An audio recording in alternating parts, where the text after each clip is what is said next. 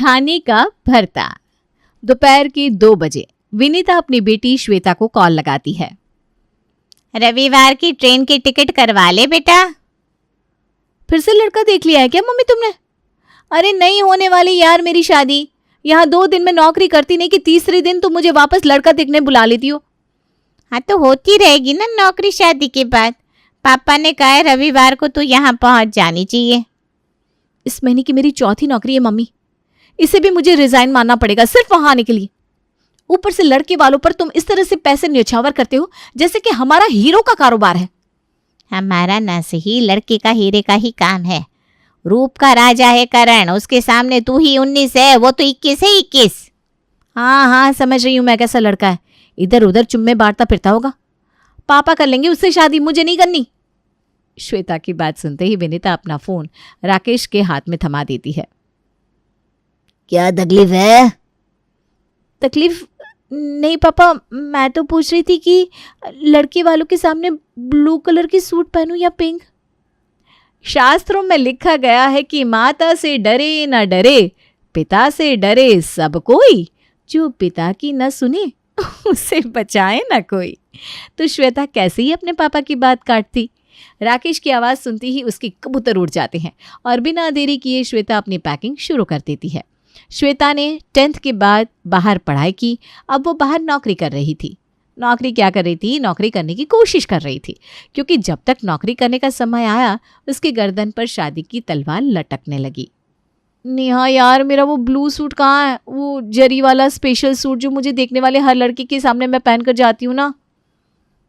वही तुम्हारा अपशगुना सूट जिससे पहनकर सबकी शादी टूट जाती है? अरे वो तो चैताली लेकर गई है। वो क्या है ना, उसे लड़के वाले देखने आ रहे हैं और उसका तो बॉयफ्रेंड है, तो इस रिश्ते को कैंसिल करने का उपाय तुम्हारा सूट ही था। अरे तो अब मैं क्या पहनूं? अरे कुछ भी पहन लो, वैसे भी तुम्हारी हरकत देखकर लड़का शादी के लिए मना ही कर देगा, सो डोंट वरी। एक चप्पल कमरे के बाहर तो दूसरी बिस्तर के नीचे, पैकिंग बैग बाथरूम में, तो उसमें रखने वाले कपड़े किसी और के कमरे में। ऐसे तो एक एक कपड़ा और सामान जुगाड़ करने में ही एक दिन निकल जाता है। किसी तरह श्वेता अपना बैग पैक करती है। अरे यार हद होती है शेयरिंग की। मेरी सारी चीज़ें ये बाजू वाले कमरे की लड़कियां उठाकर ले जाती हैं। जब मैं ना रहूं तब तो मना कर दिया कर। अरे मैं तो खुद नीचे खाने गई थी तभी ले गई होंगी। ये मेरी ब्लैक टॉप नीलम पहनकर घूम रही थी, खुलवा कर लेकर आई हूं मैं। इनसे कुछ भी मांगो ना तो इनकी जान पर बनाती है, और मेरी चीज़ें तो ऐसे ले जाती है मानो इसका पति छोड़ कर गया हो। भीख मंगिया। अब ये मेरी मेकअप किट कहाँ गई? कौन लेकर गया बता ना जरा। उससे आज टकली ना किया ना तो मेरा नाम श्वेता नहीं। अरे पिछले हफ्ते तू ही स्नेहा के कमरे में तैयार होने गई थी और वहीं छोड़कर आ गई थी किट। मैंने तो कितनी बार बोला था जाकर ले आ, पर तुझे काम चोरी भी तो करनी होती है। उसके कमरे में ही लॉक किया होगा किट, और वो गई ऑफिस। 8 बजे के पहले लौटेगी नहीं, और 2 बजे की तेरी ट्रेन है। अब क्या होगा? जो होगा अच्छा ही होगा। तुझे कौन सा उस हीरे के कारोबारी पर इम्प्रेस करना है जो तैयार होगी? रहने देना, अच्छा ही तो है। लड़की के सामने बिना मेकअप के जाएगी तो रिश्ता कैंसिल होने के चांसेस बढ़ जाएंगे। किसी ने सही कहा है यार, कभी कभी बुराई में भी अच्छाई होती है। और ये रिश्ता भी टूट जाएगा और मैं लौट आऊंगी, ये सोचकर श्वेता अपने शहर लखनऊ पहुंचती है। आ गई मेरी बेटी, चल जल्दी से अपना नाप दे दे टेलर साहब को, तेरा ब्लाउज सिलवा लेती हूँ। मेरा ब्लाउज अच्छा लगता है क्या किसी के सामने ब्लाउज में जाना? हीरे के कारोबारी है तो क्या समझती खुद को? अरे पागल, बाहर रहकर बेहूदी हो गई है तू। ब्लाउज इसलिए सिलवा रही हूँ क्योंकि लड़के वालों ने कहा है कि वो लड़की को साड़ी में देखना चाहते हैं। रात भर में टेलर साहब तेरा ब्लाउज तैयार कर देंगे और कल तू उनके सामने साड़ी में जा पाएगी। हो जाएगा ना टेलर साहब? हे भगवान, मम्मी को भी रह रहकर न जाने कौन सा कुत्ता काट लेता है। अरे मम्मी यार। तभी दरवाजे से राकेश अंदर आता है। तैयार? मैं तो कब से हूँ रेडी तैयार, कब आएंगे लड़के वाले? और अगली सुबह सादगी का गहना ओढ़े श्वेता साड़ी पहनकर अपने कमरे से बाहर हॉल में आती है, जहां लड़के वाले पहले से मौजूद थे। बाहर रहकर भी आपकी बेटी मेकअप नहीं करती, ये तो बड़ी अच्छी बात लगी मुझे। विनीता जी, इसे ही तो संस्कार कहते हैं। और ऐसा कोई काम नहीं है जो मेरी बेटी को ना आता हो बहन जी। पिछले 6 साल से बाहर रहती है। खाना, बर्तन, कपड़ा, झाड़ू, पोछा सब चीज़ में माहिर है श्वेता। पढ़ाई लिखाई में तो अच्छी थी, अब तो नौकरी भी करती है। सच बोलूं तो मेरी बेटी को कोई काट नहीं सकता। अगर किसी लड़की में इतने सारे फायदे मिल रहे हो तो कौन ही सास उसे अपनी बहू नहीं बनाना चाहेगी। एक तो उमा को श्वेता जच रही थी, दूसरी तरफ राकेश की मोटी मोटी आंखें देखकर श्वेता कोई गड़बड़ी भी नहीं कर पा रही थी। और तभी अपनी चुप्पी तोड़कर उमा कहती है, हमें श्वेता पसंद है। पसंद हो? मेरा मतलब है अभी तो करण जी मुझसे अकेले में बात करने भी नहीं गए। हीरे का कारोबार है मेरा श्वेता जी, मैं तो नज़रों में ही लोगों को परख लेता हूँ। हे भगवान, अगर ये लड़का मेरे साथ अकेले बात करने नहीं जाएगा तो मैं इसे कैसे बताऊंगी कि मुझे कितनी बुरी आदत है। कैसे टूटेगा ये रिश्ता। फंस गई मैं। और श्वेता ऐसी फंसती है कि करण उसे वरमाला पहना देता है और बहू बनकर श्वेता अपने ससुराल आ जाती है। मेहमानों से भरा हुआ ससुराल श्वेता का स्वागत करता है। श्वेता के आते ही सभी उसे घेर कर बैठ जाते हैं। अब हो भी गया, छोड़ भी दीजिए आप सब मेरी भाभी को। और आंटी जी, आप तो बिल्कुल भाभी पर चढ़ गई हैं, उनका एकदम दम घुट जाएगा। कोई बात नहीं दीदी, मुझे आदत है। कॉलेज में तो इससे भी ज़्यादा भीड़ में लाइन में लगे रहना पड़ता था। देखा जी, यही होते हैं फायदे पढ़ी लिखी लड़की लाने के। अभी कोई फूल कुमारी होती ना तो इस भीड़ में 2 बार बेहोश हो जाती। उमा अपनी बहू और करण को लेकर उनके कमरे तक जाती है और जैसे ही वो कमरे का दरवाज़ा खोलती है वो देखती है उसकी ननद अपने बच्चों के साथ पहले ही उस कमरे में सोई हुई है। इसीलिए मैंने कहा था रात की ही ट्रेन करवाने की इनकी। फेरे होते ही चली जाती दीदी, पर नहीं, आपको तो इन्हें घर पर रखना था। अरे थक गई होगी, लग गई होगी आग। मेरी बहन भी कोई जवान नहीं है, इसकी भी उम्र हो गई है। करण और बहू दूसरे कमरे में सो जाएंगे। सुरेश कह तो देता है पर शादी के घर में कहाँ कमरे खाली होते हैं। सभी कमरों का वही हाल था। अब श्वेता के ससुराल वाले ना ही अपने मेहमानों को नाराज़ कर सकते थे ना ही बहू को। और इस असमंजस को देखकर कृति अपनी माँ के पास जाकर कहती है, अब क्या होगा मम्मी, ऐसे तो भाभी पर हमारा बहुत ही बुरा इंप्रेशन पड़ेगा। करण के तो पसीने छूट जाते हैं। हॉल में बैठकर सभी सोच रहे थे कि क्या किया जाए। तभी कमरे से एक हाथ में तकिया चादर लिए दूसरे हाथ से अपना लहंगा पकड़े श्वेता हॉल में आती है। आप लोग टेंशन मत लीजिए, पीजी में तो इससे भी बुरी हालत देखी है मैंने। मुझे तो कॉम्प्रोमाइज़ करने की आदत है मम्मी जी, मैं हॉल में सो जाऊंगी। और करण जी के साथ तब जिंदगी भर रहना है। पर मेहमानों का क्या है, वो तो 2 दिन के लिए आए हैं ना, उन्हें नाराज़ नहीं किया जा सकता। बहू, ये तो बहुत ही बड़ी बात बोल दी तूने। हीरे के व्यापारी को तो आज असली हीरा मिला है। जीती रहे बहू, जीती रहे। यह कहकर सुरेश अपनी बहू को अपने डायमंड की अंगूठी खोलकर आशीर्वाद के रूप में देता है। उमा के साथ साथ पूरा परिवार निश्चित हो जाता है कि उन्होंने बेस्ट बहू का चुनाव किया है। पर ये कॉम्प्रोमाइज करने वाली लड़की अपने साथ और क्या क्या खूबी लेकर आई थी ये तो अब पता चलने वाला था। अगली सुबह 10 बजे डाइनिंग टेबल पर बैठे सभी लोग श्वेता के जागने का इंतजार कर रहे थे। उमा जी, आपने बहू को बताया नहीं कि आज उसकी पहली रसोई है? कब उठेगी, कब खाने की तैयारी करेगी, कब सब खाएंगे? 11 बजे तो दीदी को निकलना है। अगर वो भूखी चली गई तो बड़ी बदनामी होगी हम सबकी। जहां आपकी बहन की बात आती है आप बावले ही हो जाते हैं।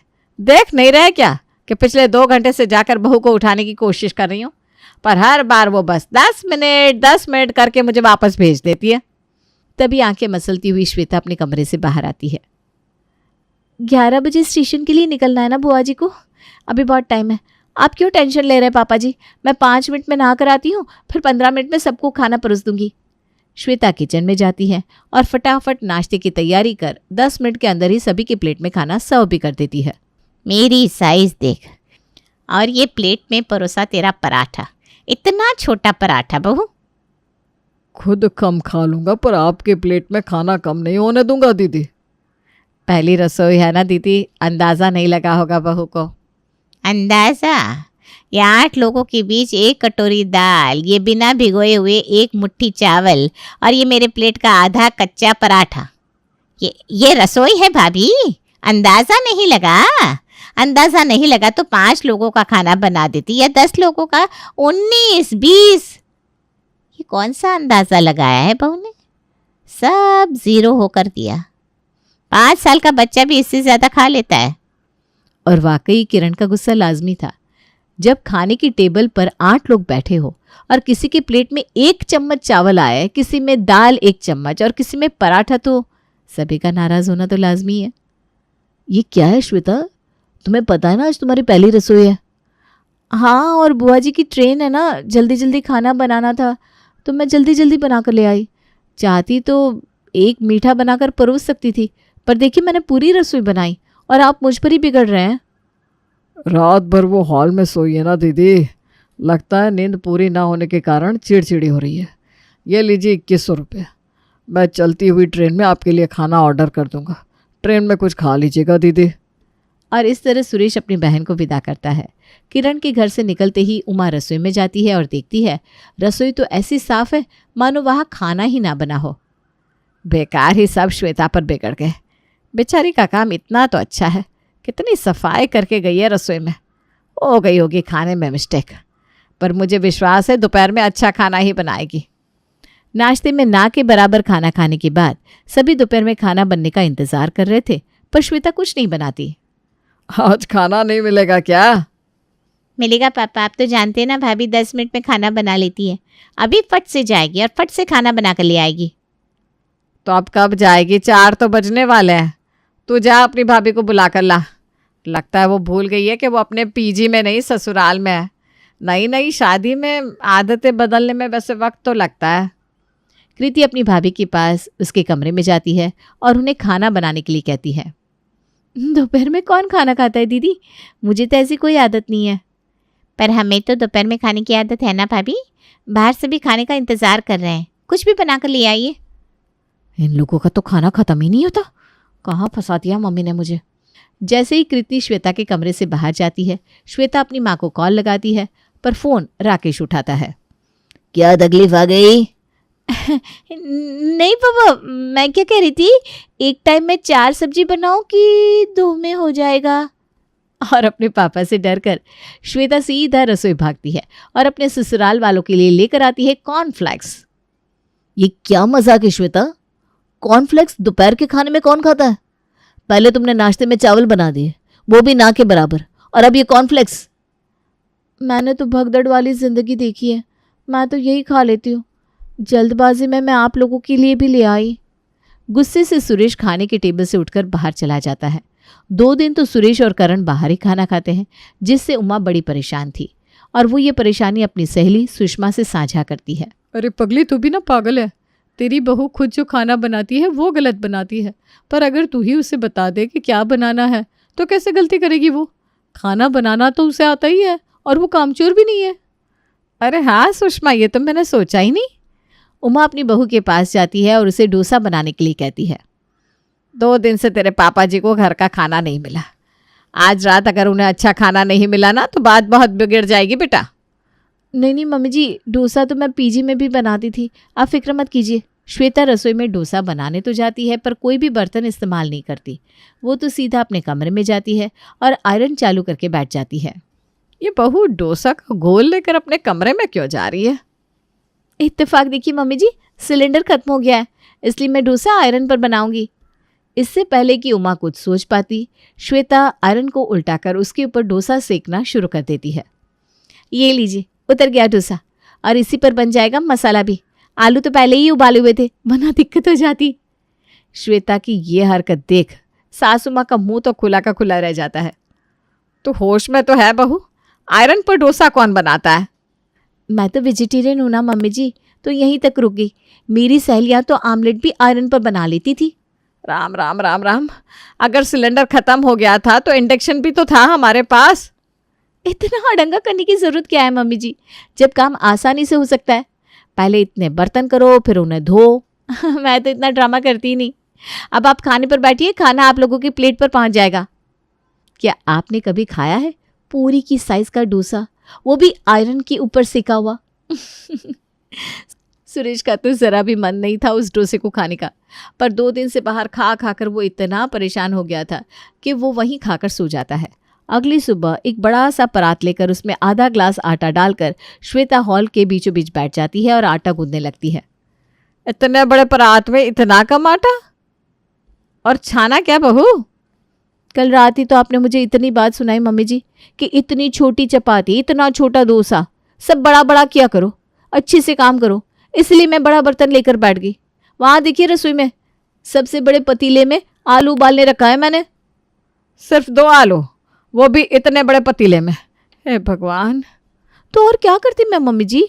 आपको ये तो नहीं लगना चाहिए ना कि मैं काम चोरी कर रही हूँ।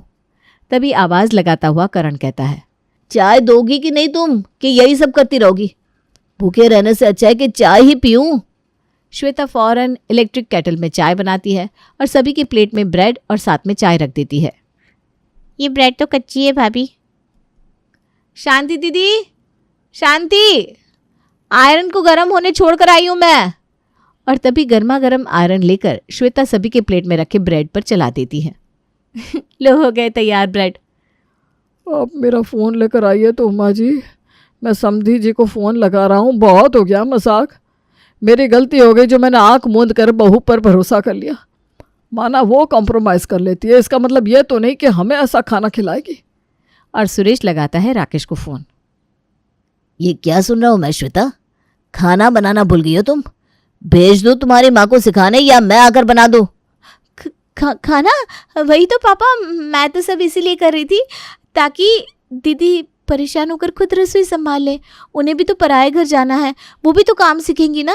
पर अब मैं समझ गई हूँ कैसे बनाना है, क्या बनाना है, सब हो जाएगा पापा, डोंट वरी। और राकेश का फ़ोन आती ही श्वेता खुद ब खुद अपनी पीजी की दुनिया से बाहर आ जाती है और अच्छे से अपना ससुराल संभाल लेती है।